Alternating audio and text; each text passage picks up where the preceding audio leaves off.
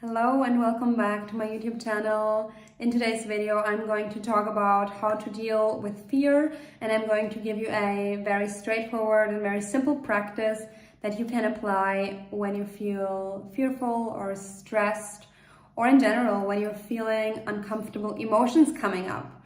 But before I get into the topic, my name is Julia. Welcome to my YouTube channel. I'm talking about all things consciousness, inner healing, self-love and manifestation on this channel.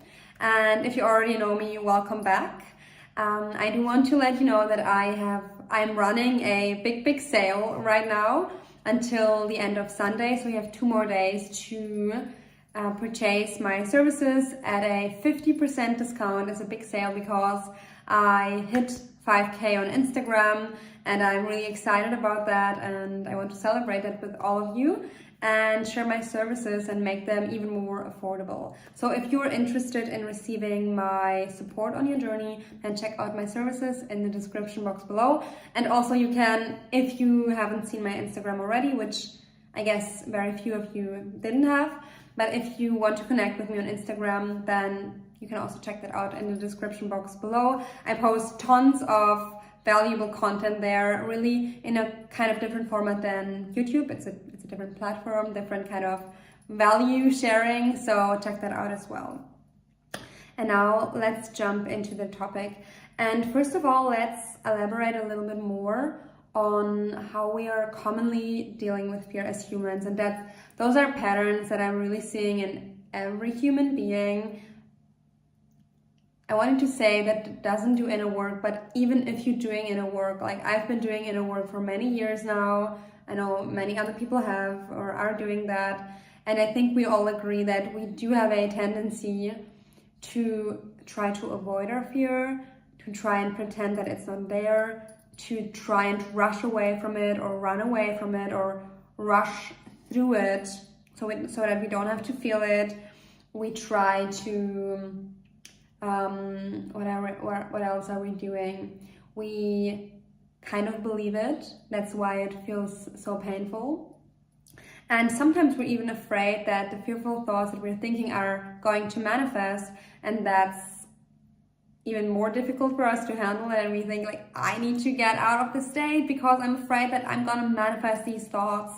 And then we judge ourselves for having these thoughts, and we're doing so many things with fear that are basically leading us to try and get away from it. So our basic reaction when we're feeling fear, if we're not training ourselves to do something else, is to run away, to run from the fear because it feels so uncomfortable. And it makes sense. We're feeling like there's some danger, we're feeling threatened, and we are trying to run away. Just that with your own thoughts and your own emotions, you can't really sustainably run away from them. It's not healthy, it doesn't really work. And sometimes we even try to, and that's happening a lot in the manifestation community, we're trying to put a technique on top of it. So we're trying to affirm for something else, we're trying to manifest something or someone, and trying to kind of create that new identity, which makes sense when you want to manifest. But when you're feeling fear, you can't sustainably manifest from that state. And by manifesting, generally, I would say you can't just like override your fear by manifesting over it. It's not a very sustainable approach. And I don't say that it never works. I do think that there are people that for some reason they're just so comfortable with getting into the state of the wish fulfilled that they just kind of shift out of the reality where they need to be afraid, and they just kind of shift into the perspective of, well, I'm actually so confident I don't need to be afraid of that, which is amazing, and they intuitively know how to do it. But it's not, I don't think it's the norm. For many people, it doesn't just magically work that way. And as we're going to go through the video and through the exercise that I'm going to teach you today, it's going to become apparent why. And yeah, so the basic understanding that you need to have, if you're trying to overlay a technique over your fear, but you're not actually really shifting out of the fear, and you're not actually really letting it go. You're not actually really feeling confident. You're not actually really feeling like you're this new version that doesn't need to be afraid. So you're just putting that technique or affirmation on top and pretending the fear is not there. That's not going to work. That's not going to work to manifest what you want. And it's also not going to stop the fear. It's not going to stop the fearful thoughts from manifesting because you haven't dissolved it at the root. So let's talk about how to actually dissolve fear at the root. And that's by becoming present with it. That's also the technique that I'm going to teach you how to do in just 2 minutes. But you are dissolving fear first by, instead of running away from it, you're turning towards it. You're turning towards your fear and you're becoming present with it. And one of the behaviors that I didn't mention earlier about how we're dealing with fear, some people are dwelling in it. They're like kind of getting stuck, feeling stuck in it, and they're kind of like leaving themselves hanging because they are feeling overpowered, which makes sense if you're overpowered and if you've kind of developed that identity structure for yourself. It makes sense to dwell in fear, but that's not the same as being present. That's very important to understand. When you're dwelling, you're in a powerless state, and you can shift out of it by becoming really present and by actually facing your fears. And the technique that I'm going to share with you in a bit is going to show you how to do it, because there are people who are asking, oh, what is the difference between suppressing the fear and dwelling in fear or uncomfortable emotions? And you're going to understand the difference when you're doing the technique that I'm going to share with you, because being present with it is going to show you that there's a way how you're not dwelling in the fear by, staying stuck in it in a disempowered way, but you're also not pretending that it's not there. It is there, and you are present with it, but you're not stuck, and you're not trying to push it down. You're just feeling it. And that's what you need to do if you want to dissolve fear. You need to allow yourself to be present with it. You need to give yourself permission to feel what you need to feel on an emotional level, to go through what you're going through on a mental level, to let your body kind of like feel it and process it. And at the same time, and that's the difference to dwelling in it, you're not overpowered by it. You're not afraid of it. You're maybe even if there is fear, but you yourself, you're becoming more of the mindful observer that feels the fear, but who's not anymore overpowered by it. You're fully there. There is fear there, but kind of the attitude behind it is, but I don't need to be afraid of fear. There is fear and I'm uncomfortable, but I know that it's a state. I know that it's going to pass. I know that I can shift out of the state, and that's why I choose to look at it, so I can learn how I'm creating it. And that's really such a powerful place to be in, when you know that you're the creator of your reality. You're just even, that you're able to shift out of the state because it's just an emotion. That's when you gain the power to become fully present with your fear. And when you become present with the fear, you can start to understand it. You will start to see that there's a story that you're telling yourself, and there's an emotion that you're feeling or an energy that you're feeling. And both of these, like the emotion and the thoughts that you're telling yourself, they are interconnected and they're creating the experience of fear. And you know that you can choose your thoughts and you can create emotions by conjuring up a story that you're telling yourself. So that means if you see that fear is actually just thoughts that you're believing and emotions that you're experiencing, and you know that you can change that, then the conclusion is that you can also change the state. You can change how you're approaching the fear, and you can start to dissolve it. That's just a logical explanation. Now, if you're approaching fear with the attitude of, I don't need to be afraid of it, it's okay that you're here, I'm not afraid of you, I'm just looking at it, that's when you're facing your fear. You're just looking at it, you don't need it to go away, You don't need it to feel different. You don't need it to dissolve right now. You're just being present. And that's basically what the part of you that is afraid, we could label it inner child, wants you to do. It wants you to be present with it. And when you're being present in a confident yet compassionate way, you're going to be able to really, and I'm repeating myself, to look at the thoughts and look at the emotions. And I could talk more about the process after being present, but now I want to share the technique that I hope that you're going to apply if you need it. And I call this technique, I need to find a fancier name, but I just, like right now, it's just the emotional awareness technique or emotional awareness practice. And what you're basically doing is you're taking an empty sheet or an empty piece of paper, a pen, and then you're sitting yourself down and you're becoming present with the fear, and you're just starting to write down what you're feeling, what you're thinking, what you're experiencing right now. And really, it can be anything that is going through your mind or anything that you're experiencing emotionally or within your body.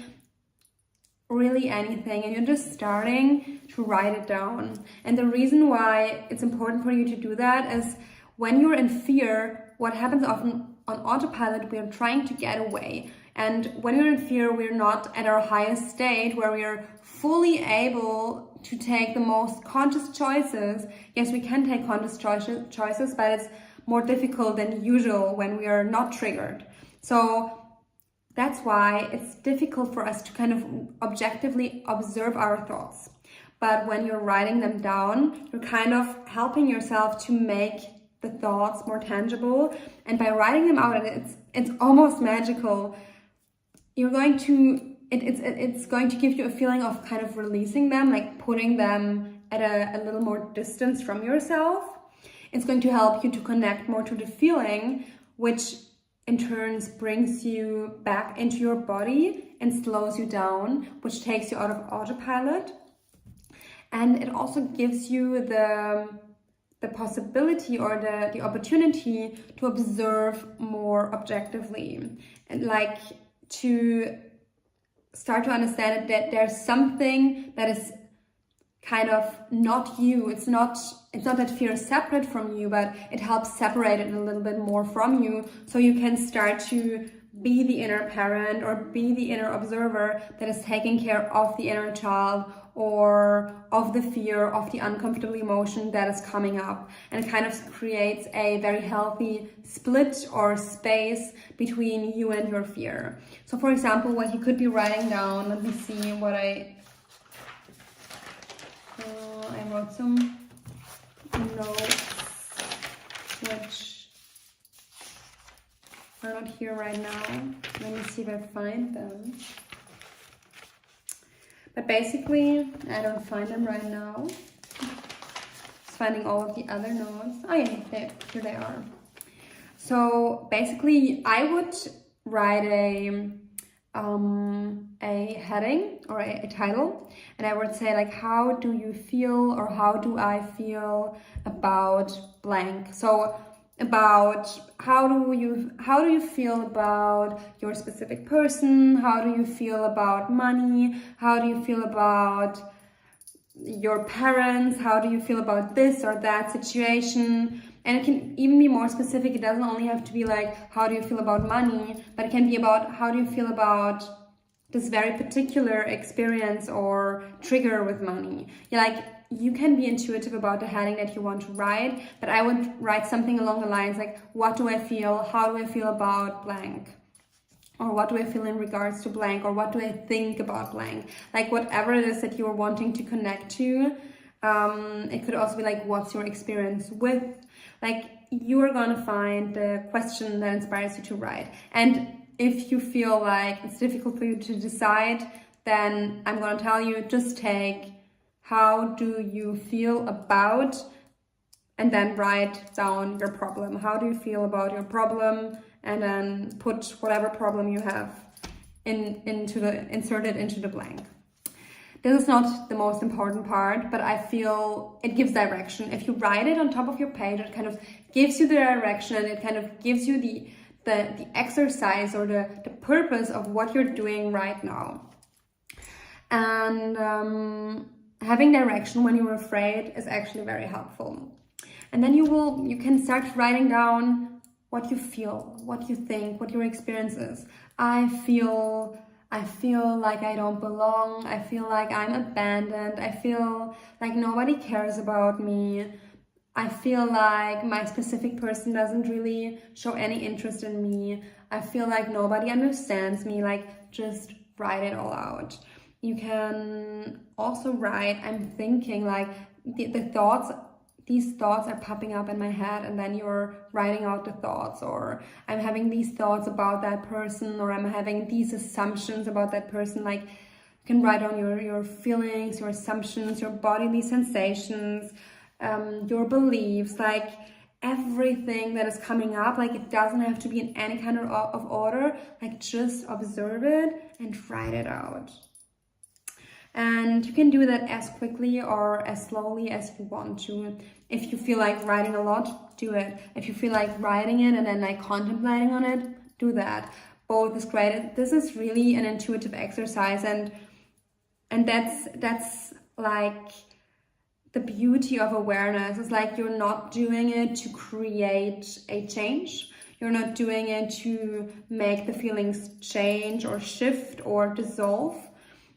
This is going to happen, but that's not the purpose of this exercise. Is really just to be aware, just to become aware of what you're actually experiencing. So your thoughts are not circling inside your head, but they're out on paper. And when you're seeing them, probably what you're going to notice patterns, you're going to notice different categories that you're worrying about. Like, for example, when I wrote my sheet, when I was worried or fearful, I saw that, wait, there's feelings that I have about myself, there's thoughts I have about myself, there's feelings I have about the other person, there's thoughts and assumptions and beliefs that I have about the other person. There are like beliefs and thoughts, and these are all different categories, and they all have different weight. And there are thoughts that are more important and have more weight, and there are thoughts that are less important and have less weight but are still adding to the fear. And you're going to see how they are interconnected. Then I do have thoughts and assumptions that are about this very specific situation with that person. But then I also see thoughts that I have in general about relationships that are kind of adding into this specific situation that I'm worried right now.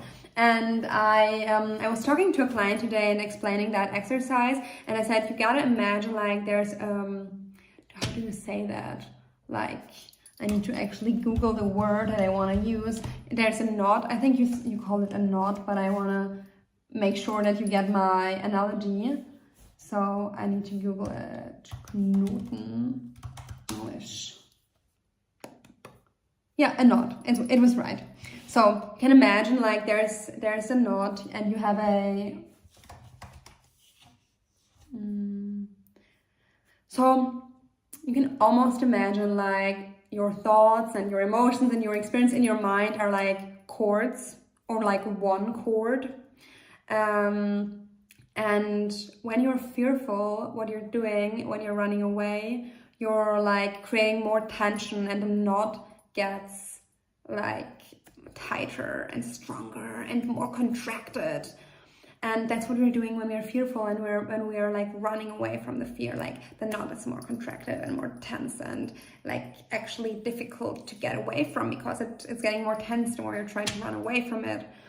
And when you're just observing it, like you're not even trying to solve it, you're just observing it, it's like the knot has the opportunity to kind of like lose its grip and kind of like get a little smoother and get a little softer. And once this knot is like almost by itself a little bit, not dissolved, but kind of softer and smoother, that's when you can pull out of it like single chords or single part of the chords, and kind of look at them and understand, for example, this thought, I know this is coming from my ex relationship, and this thought is coming from the relationship with my family and the relationship with my parents. And this is kind of a thought that I don't know why I have it, but I see how it plays into it.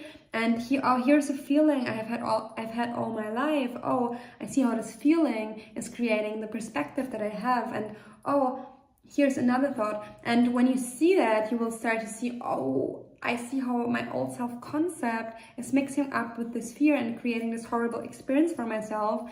And you're going to start to regain your presence and your connection with source and your ability to stabilize yourself simply by being aware of it. And it's not going to feel also so overwhelming anymore. It's going to feel more clear. And then you can choose, okay, which part of this do I want to work on, or do I have to work on right now? If right now is the right moment, or do I need to take a break? Do I feel like I got enough relief to take a break? Or maybe I want to do a meditation, or maybe you're ready to focus on something else, because you don't need to address everything all at once. Like, it's a knot and you're going to work through it, and it's okay, and it doesn't need to be solved all at once. The problem is not that there are some thoughts that are not that positive. The problem is actually just when you're getting so triggered that you're only focused on the trigger and you're not able anymore to connect to your confident self, where you're stable and where you're regulated. And this exercise is really amazing at doing that. As I said, maybe sometimes you're going to be so triggered that you're going to just write it out loud, and it's not going to make sense at first, but it's still going to help you release and become more present. And maybe at some point, certainly at some point, you're going to slow down, and maybe even during the same experience, you're first going to write so quickly and it's going to feel stressful, and then you're going to write it and it's going to make more sense, or you're going to come back later or at another day and be able to see more, it's going to feel and make more sense to you after a while. Maybe on the same day, maybe during the same practice, maybe on another day, it doesn't really matter. At some point, you're going to be able to just write your fears down, and it's going to calm you, it's going to feel much better. And just because you're calm while you're writing down your fears doesn't mean that they're not there anymore. It doesn't mean that they're completely dissolving. And that's the beauty in this exercise. You don't have to. Just be connecting with a part of yourself that is confident and knowing that this is going to dissolve at some point. It's going to be enough for you to feel better. And even if you're just feeling like, okay, I don't know how this is going to dissolve or when, or maybe sometimes you don't even know if, but just the fact that you're able to be present with it is going to make you so much more calm and confident and relaxed. And it's going to help you come back into your wholeness. And from there, you're going to see that you're going to naturally shift back into confidence in your own time. Don't make this about being confident. Don't make this about having to feel a certain way, not even calm. You don't have to, but at some point, you're going to feel it. And that's because when you're starting to become present with fear, kind of calms your nervous system and kind of soothes you. Like, I'm feeling much more calm. Like, just talking about it makes me feel super calm. Now, I think that there are more things that I could say to this, but it's already a long video, and I don't want to add more to it because I think I've said enough. I might make a second part to this video in the future, maybe, let's see. But for now, I think if you have additional questions, put them in the description box below. I love talking to you about this topic. I think it's so amazing and you should really try it out. And even if sometimes there's an initial resistance, like even I notice in myself sometimes how I want to procrastinate my inner work when I'm in resistance. And we think that it's going to feel so difficult to do the exercise, but really sometimes it's just taking the decision. It's just that 1 second or 1 minute when you're preparing your journal and getting your pen and really beginning to do an exercise where it's going to feel a little difficult, but when you're sitting there and when you're already writing, it's going to feel much, much easier. So don't buy into the resistance that tells you that, oh, this won't work for me, or it won't work for me anyway, or it's too difficult, or I'm going to do it tomorrow. Don't buy into it and just do it. Really just do it. And sometimes, and this is going to be a very like kind of odd tip maybe, or it's going to feel counterintuitive, but sometimes I've experienced that when I had a lot of resistance, I could even just start writing it out. I was not even fully dedicated to the practice, but while I was still watching something else, I was starting to write out my feelings, and I was like basically while I was procrastinating, and I was aware that, okay, my